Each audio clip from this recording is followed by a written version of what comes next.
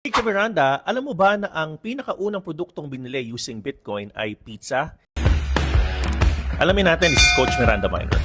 Yes, hindi ka nagkakamali, no? So, isang programmer na si Laszlo Hanyecz ay bumili ng 2 pizza from Papa John's katumbas ng 10,000 Bitcoin ng mga nakakaraang mga taon, mga kamiranda. Ito po ay katumbas ngayon ng almost hundreds and millions of dollars, mga kamiranda. Ito po ay nagpapatunay na meron pong use case ang Bitcoin. At kasatunayan, sineselebrate na po ang Pizza Day around May 22nd taon-taon ng mga Bitcoin followers.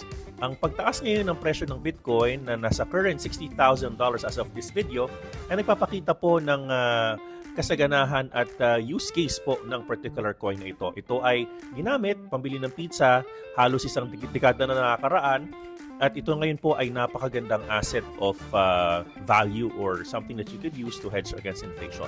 More to come on this, Miranda.